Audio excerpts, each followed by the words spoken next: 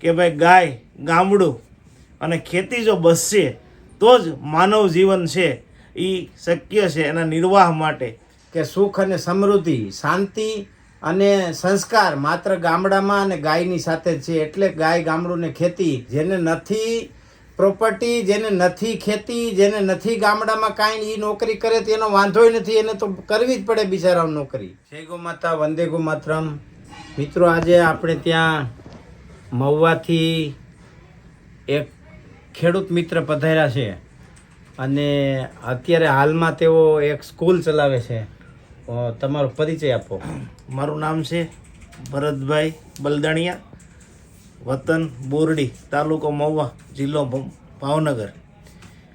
મેં મારો MSc BEd મેથેમેટિક્સનો અભ્યાસ પૂરો કર્યા પછી મહુવાની અંદર નૂતન વિદ્યાપીઠ નામની શાળા ચલાવું છું અને સાથે સાથે પશુપાલન અને ખેતીવાડીનો મને અંદરથી થોડો શોખ હોવાથી આજે રાજકોટ એક મીટિંગના કામે આવવાનું થયું. તો મને એવું લાગ્યું યુટ્યુબ ઉપર અવારનવાર રમેશભાઈની જે ગૌશાળા છે એમની જોતા, એમની પ્રોડક્ટ જોતા અને એમને માનવનું જીવન સાત્વિક, શુદ્ધ અને આ સમયમાં કોઈ એવી માંદગી ખોરાક આજનો ખાસ કરીને કે લોકોને સાત્વિક જીવન જીવવા માટેનો શુદ્ધતાનો જે ખોરાક કેવો હોવો જોઈએ એના માટેનું અવારનવાર એમની અવેરનેસ લોકો સુધી દેશ વિદેશમાં, ગુજરાતમાં સતત યુટ્યુબના માધ્યમથી જાગૃત છે અને તનતોડ મહેનત કરી અને ગૌ માતાનું જતન કેમ કરવું, ગૌ માતાના ફાયદા કેટલા છે, એનાથી ખેતી, એમનું એક સૂત્ર છે કે ભાઈ ગાય, ગામડું અને ખેતી જો બસશે તો જ માનવ જીવન છે એ શક્ય છે એના નિર્વાહ માટે.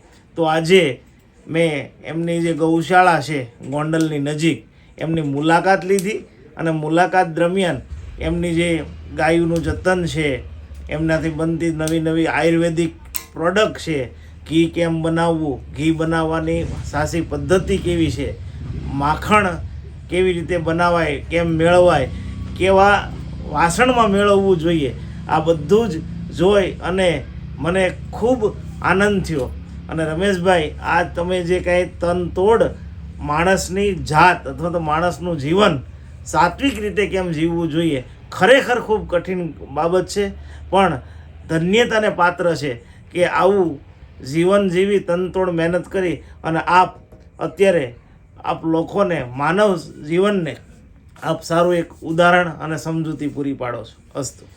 મિત્રો, જ્યારે નિષાડમાં કાંઈ વાત આવે તો એ ભારતના આવનારા ભવિષ્યની સાથે જોડાય એવી રીતે ભરતભાઈ બલદાણિયા લગભગ 1500થી વધારે વિદ્યાર્થીઓની સ્કૂલ ચલાવે છે વિથ હોસ્ટેલ. અને આવા વિચારના વ્યક્તિઓ જ્યારે સ્કૂલ ચલાવતા હોય ત્યારે આપણે એને કાંઈ કહેવું ન પડે. એના વિચારમાં અને એના રગમાં જ્યારે ગૌપ્રેમ અને ગામડાનો પ્રેમ, ગાય, ગામડું ને ખેતી ધબકતું હોય તો એ એના નિશાળમાં ઓટોમેટિક આવી જાય. અને હવે મિત્રો, તમે જોઈ રહ્યા છો કે જે માણસની પાસે 1500-2000 છોકરા ભણતા હોય એવડી હોસ્ટેલની નિશાળે અકાલતા હોય તો એમાં કાંઈ કહેવાનું ન હોય, કરોડપતિ જ હોય. પણ એવા લેવલે હોવા છતાંય ગાય, ગામડાને ખેતીની વાત કરવા આવતા હોય તો હવે તમે જે ખેડૂતો ગાય વેચી રહ્યા છે, જે ખેડૂતો ખેતી વેચી રહ્યા છે, જે ખેડૂતો ગામડામાં પ્રોપર્ટી હોવા છતાંય છોકરાઓને બીજાની નોકરીએ મોકલે છે, એવા ખેડૂતો માટે ચેતવણી છે. જેને નથી પ્રોપર્ટી, જેને નથી ખેતી, જેને નથી ગામડામાં કાંઈ, એ નોકરી કરે તો એનો વાંધોય નથી, એને તો કરવી જ પડે બિચારાઓ નોકરી. પણ જેની પાસે 1 એકર જમીન હોય અને જેની પાસે એક ગાય રહે એવી વ્યવસ્થા હોય એને કોઈની નોકરી કરવાની જરૂર નથી. સાચું સુખ પેલું શરીરનું, અને પેલું શરીરનું સુખ માત્ર ગાય, ગામડાને ખેતીમાં જ છે એવું ભરતભાઈ બલદાણિયાએ સાબિત કરી દીધું. તો આપ સૌને અમારો એક જ મેસેજ છે કે સુખ અને સમૃદ્ધિ, શાંતિ અને સંસ્કાર માત્ર ગામડામાં અને ગાયની સાથે જ છે. એટલે ગાય, ગામડું ને ખેતી એ હંમેશા મહાન હતા, મહાન છે અને મહાન રહેવાના. જય ગો માતા, વંદે ગો માતરમ.